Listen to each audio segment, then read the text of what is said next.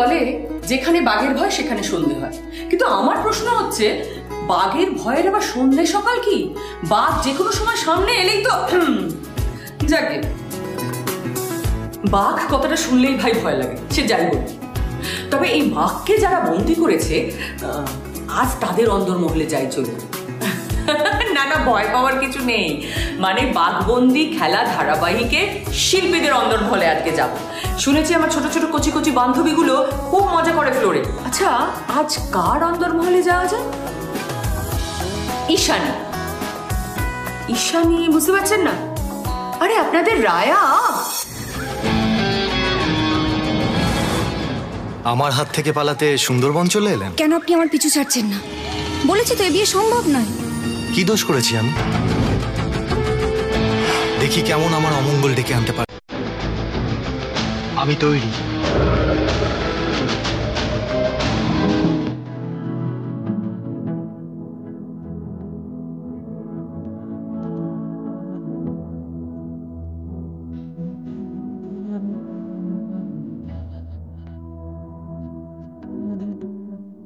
দেখেছেন আপনাদের প্রিয় রায়া কি সুন্দর সেলাই করছে।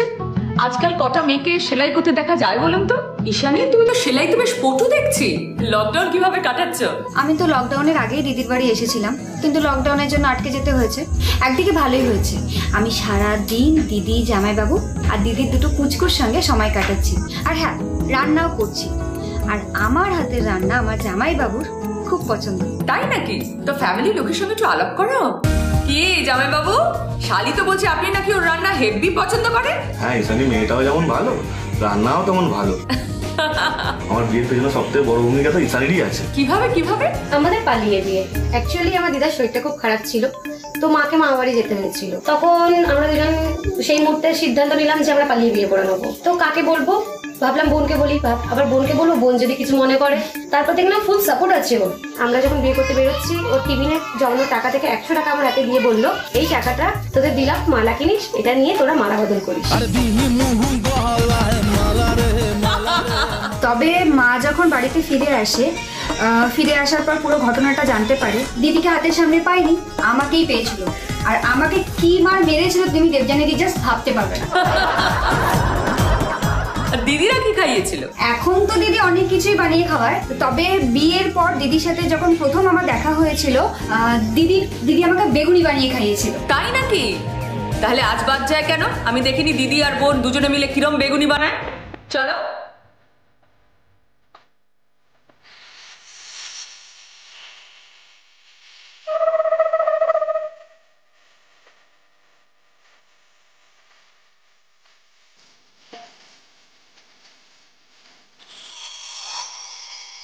আরে বাবা, দেখতে তো দারুণ হয়েছে। ডেফিনেটলি খেতেও ভালো হয়েছে। যাকে আমি তো আর খেতে পারছি না, কিন্তু খেলাটা অন্য। খেলাটা হচ্ছে ওই প্লেটে 10টা যে বেগুনি রাখা রয়েছে, ঈশানীকে খেয়ে ফেলতে হবে। কি বলছো দেবযানীদি? এই 10খানা বেগুনি আমি একা খাবো? না না, মাথায় হাত দিলে হবে না ঈশানী দেবী, বেগুনিতে হাত দিন। দিদির বানানো বেগুনি।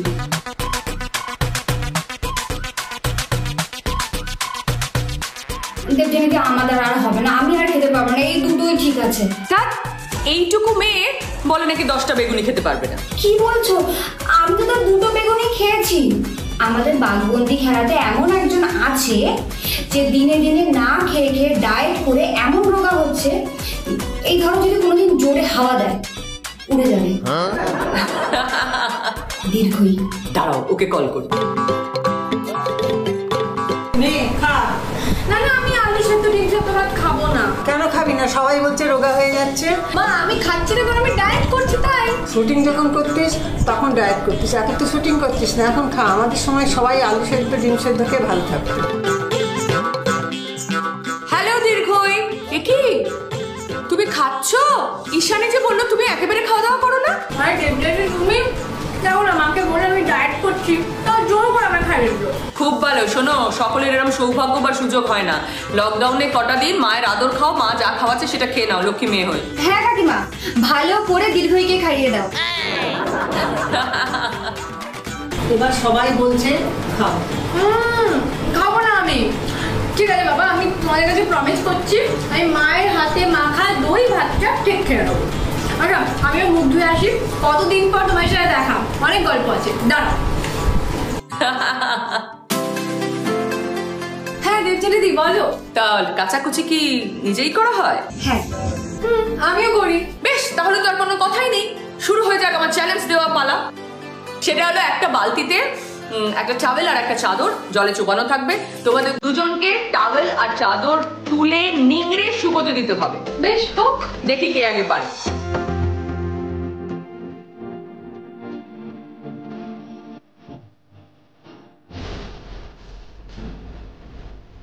ডান। ঈশানী জিতে গেছে। গ্রেট জব ডান। আর কি করা যাবে, ঈশানী জিতে গেল। আসলে ঈশানী না এসব সংসার টংসারের কাজে খুব এক্সপার্ট। শাশুড়ি মায়েদের এরকম যদি বৌমা পায় তাহলে একেবারে সোনায় সোহাগা। আর ঈশানী দীর্ঘইকে হিংসা করার মতো কি আছে? ওর কোমর যা সরু, সুপুরি গাছ তার থেকে মোটা। তাই নাকি? সত্যি বলছি, আমাদের ড্রেসার দাদারা যে জিন্স দেয় ওকে, সেই জিন্স ওর কোমরে কখনো ফিট হয় না। আগে ওর নিজের জিন্স পরে, তার ওপর ড্রেসার দাদাদের দেওয়া জিন্স পরলে ওর কোমরে ফিট হয়। আরে এটা কি হচ্ছে, তুই সব কথা বলে দিচ্ছিস? তাহলে তোর সাথে একবার দেখা হোক, তারপর তোর মজা দেখাবো আমি। আচ্ছা আচ্ছা আচ্ছা, একে অপরকে মজা পরে দেখাবে, এখন তোমরা তো একটু মজা দেখাও আমাদের। কিভাবে? বাঘবন্দি খেলা সিরিয়ালে যখন তোমরা অভিনয় করো তখন খেলাটা আমি একটু পশু পাখি নিয়ে করি। ঈশানী একটা পশুর অভিনয় করে দেখাবে, যদি দীর্ঘই সেটাকে বলে দিতে পারে, সঠিক উত্তর দিতে পারে, তাহলে ঈশানীকে গান গাইতে হবে। আবার দীর্ঘই যেটা অভিনয় করে দেখাবে সেটা যদি ঈশানী বলে দিতে পারে তাহলে দীর্ঘইকে একটা গান শোনাতে হবে। রেডি? ওকে। ঈশানী তোমার টার্ন। দীর্ঘই? আরে এটা তো সহজ, এটা হরি। देखा है पहली बार साजन की आंखों में प्यार। বাবা এবার দীর্ঘই। ওকে।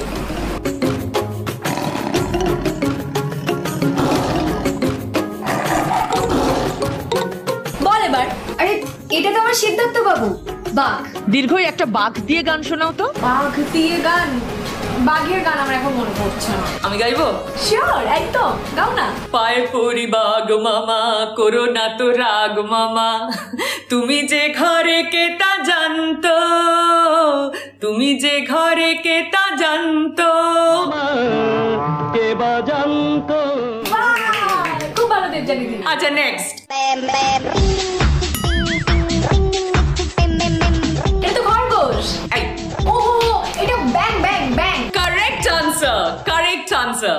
आज मैं ऊपर आसमां नीचे, आज मैं आगे जमाना है पीछे।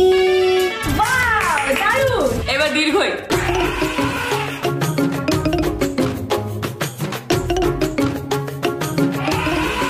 এটা হাতি। Correct answer, correct answer. पूछो जरा पूछो मुझे क्या हुआ है, कैसी बेकरारी है ये कैसा नशा है, तुमसे दिल लगाने की सजा है। কেউ জেতেনি কেউ হারেনি, দুজনেই সমান সমান। আমার কিন্তু তোমাদের সঙ্গে খেলাটা খেলে বেশ মজা লেগেছে। কি আপনারা কি ওদের সঙ্গে একটা খেলা খেলবেন? দীর্ঘই এবার একটা পাখির অভিনয় করে দেখাও তো, দেখি ওরা বুঝতে পারেন কিনা।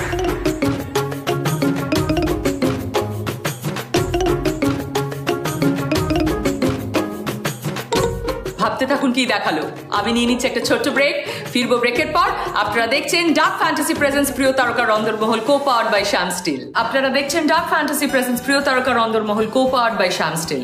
আমার কস্টিউম স্পন্সর করেছে Oishi, the diva the dream. ব্রেকে যাওয়ার আগে আপনাদের একটা প্রশ্ন করেছিলাম যে অভিনয়টা দীর্ঘই করেছে সেটা আপনারা চিনতে পেরেছেন কিনা, কার অভিনয়। আপনাদের উত্তরটা কি রেডি আছে? বেশ, আমি বরং দীর্ঘইকেই বলি উত্তরটা দিয়ে দিতে, কেমন? উত্তরটা দে। আনসারটা হচ্ছে ময়ূর। ময়ূর, রাইট। কিন্তু এবার ময়ূর নিয়ে গানটাকে গাইবে।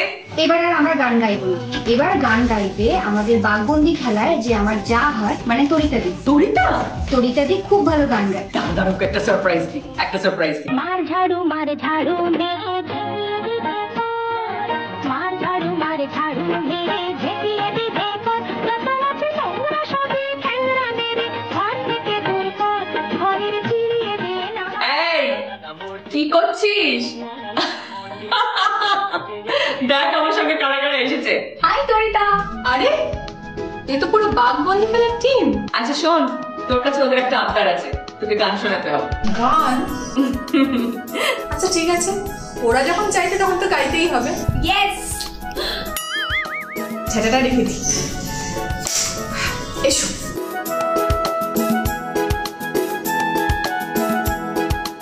আমি কিন্তু লিরিক্স থেকেই গাইবো। আগে কত বৃষ্টি যে দেখেছি শ্রাবণে, জাগেনি তো এত আশা ভালোবাসায় মনে। সে বৃষ্টি ভেজা পায় সামনে এলে হয় ফোটে কামিনী। আজ ভিজতে ভালো লাগে শূন্য মনে জাগে প্রেমের কাহিনী। ঝিমঝিমে ধারাতে চায় মন হারাতে।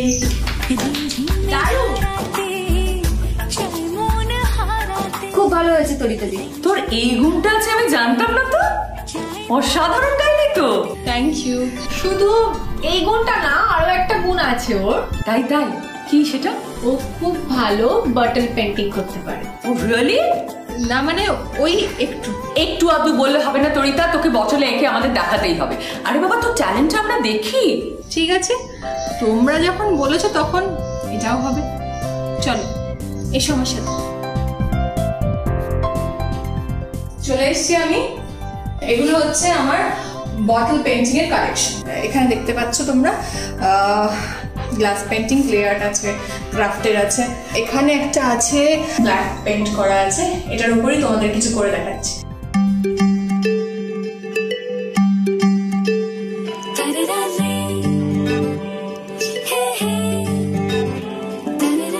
একটা কালার কোড হয়ে গেছে, আর একবার করছি জাস্ট যাতে আর একটু প্রমিনেন্ট হয়ে যায় বিষয়টা।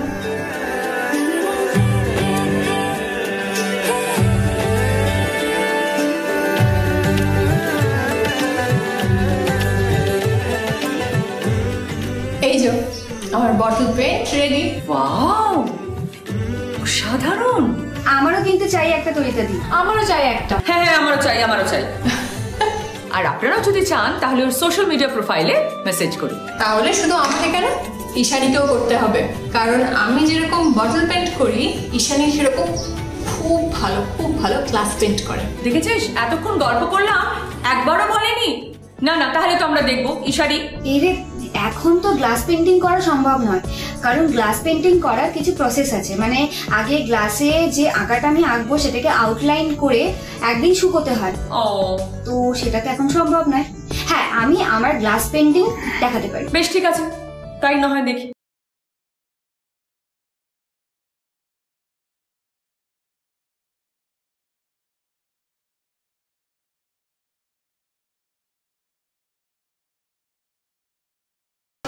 সেলাই আর কি কি শিখেছো তুমি? ছোটবেলা দিদিকে আর আমাকে বাধ্য হয়ে সব শিখতে হয়েছিল, কারণ মাকে দেখেছিলাম কতটা অক্লান্ত পরিশ্রম করে আমাদের মানুষ করেছেন। তারপর অনেক ছোটবেলা আমার বাবা মারা যান। বাবা মারা যাওয়ার পর বাবার পরিবারের তরফ থেকে আমরা কোনোদিন কোনো সাহায্য পাইনি, বরং মায়ের উপর মেন্টাল টর্চার হতো।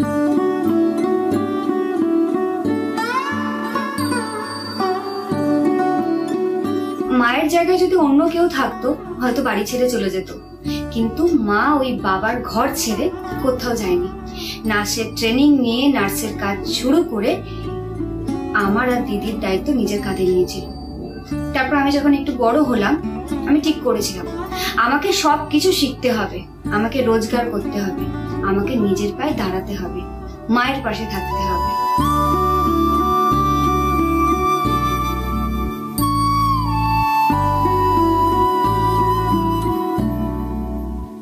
দেখ, মন খারাপ করিস না এটা আমি বলবো না, কারণ আমি জানি মন খারাপ হয়।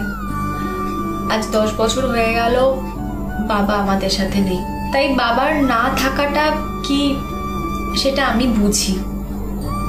তাই আমি এটাই বলবো, মনকে শক্ত কর আর কাকিমার পাশে থাক। কি অদ্ভুত ব্যাপার, আজ আমরা যে 3 জন ভিডিও কলে রয়েছি, 3 জনকেই ছোটবেলায় বাবা ডাকটা বন্ধ করতে হয়েছে। যাই হোক, তোমাদের সকলকে একজনের সাথে আলাপ করা।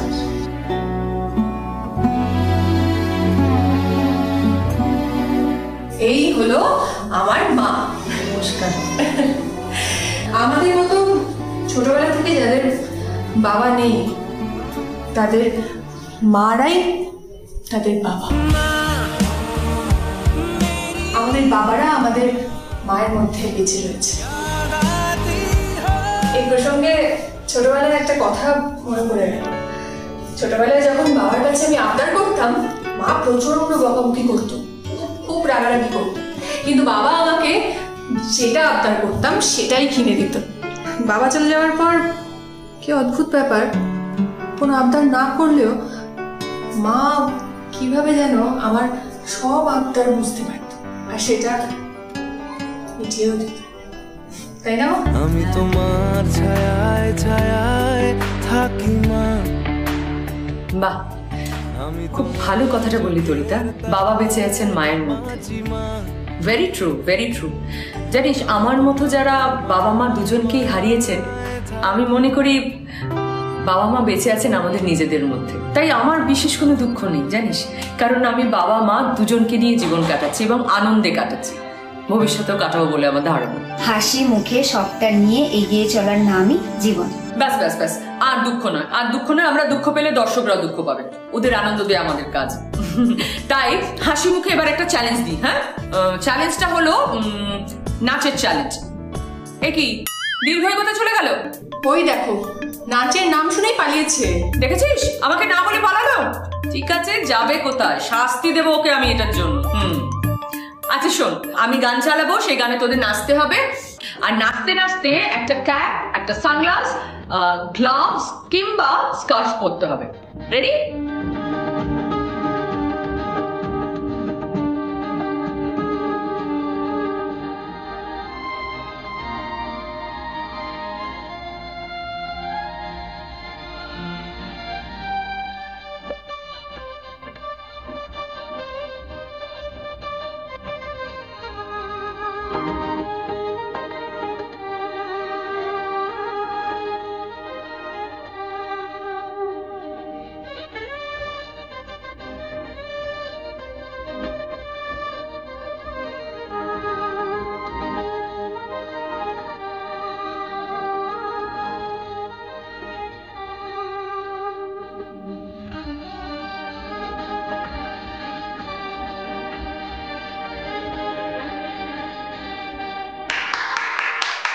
দারুণ নাচলি তোরা, কিন্তু এবার তার শাস্তির পালা। কোথায় এসে দীর্ঘয়ে ভালো মানুষের মতো মুখ করে এলে হবে না। ভেবো না তুমি শাস্তি থেকে পার পেয়ে যাবে। শাস্তি তোমায় পেতেই হবে। এক পায়ে দাঁড়িয়ে 100 থেকে 1 গুনতে হবে। 100 থেকে 1 স্টার্ট। 100, 99, 98, 97, 96, 95। দীর্ঘই 100 থেকে 1 বলার চেষ্টা করতে থাকুক, ততক্ষণ একটা ব্রেক নিয়ে নি। আপনারা দেখছেন ডার্ক ফ্যান্টাসি প্রেজেন্স প্রিয় তারকার অন্তর্মহল, co powered by Shyam steel. 12, 11, 10, 9, 8, আরে বাবা, 7, 6, 5, 4, 3, 2, 1, পেরে গেছি। ঈশানী পেরে গেছে।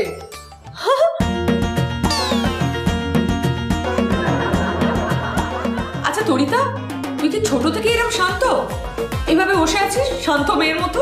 না গো দেবজানিদি, আমি ছোটবেলা থেকে খুব ডান পিঠে, কিন্তু বড় হয় না আমাকে কিরকম একটা শান্ত শান্ত দেখতে হয়ে গেছে। সবাই বলে আমি নাকি বেশ ঠান্ডা। তাই? কিন্তু তুই যে ডান পিঠে ছিলি, তা প্রমাণ পাবো কি করে? তার জন্য আমার সাথে আমার স্কুলে যেতে হবে, জানো তো। এখন ও রাস্তাঘাটে টিচারদের সাথে দেখা হলে আমি কি বলে, বলে তোর মনে আছে ছোটবেলায় কোনো একটা দুষ্টুমি কেউ করলেই সবাই ভাবতো তার সাথে আমি জড়িত রয়েছি। আমি এসব শুনে কি আর করবো, এম্বারেসড হয়ে খানিকটা হেসে দিই। তবে জানো তো, আমার ছোটবেলায় মানে একটু যখন বড় হয়েছি তখন কোচিং ক্লাসের স্যার এসে একদিন আমাকে বাড়িতে বলে যে কোচিংয়ে গিয়ে বলতে যে আমার নাকি বিয়ে ঠিক হয়ে গেছে। কেন? কারণ প্রচুর ছেলেরা না আমাকে প্রপোজ করতো, আর কি হতো জানো, ওরা তো কেউ আমার বাড়ির ঠিকানা জানতো না, তাই জন্য কোচিং ক্লাসের বাইরে আমার জন্য ওয়েট করতো। এই জন্য তো স্যার একদম নাজেহাল হয়ে উঠেছিল।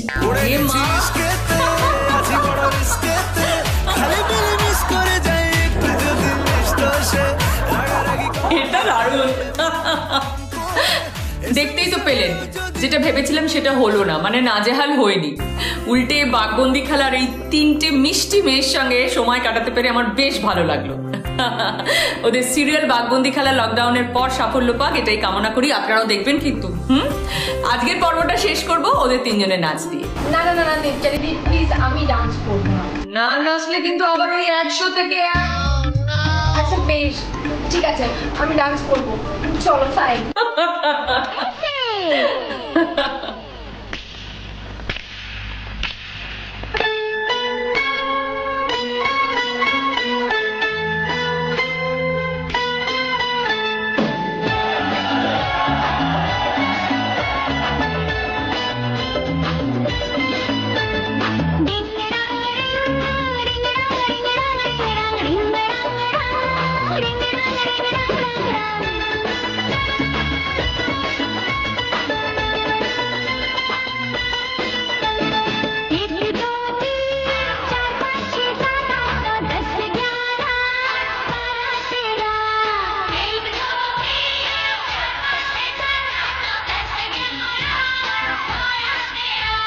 तेरा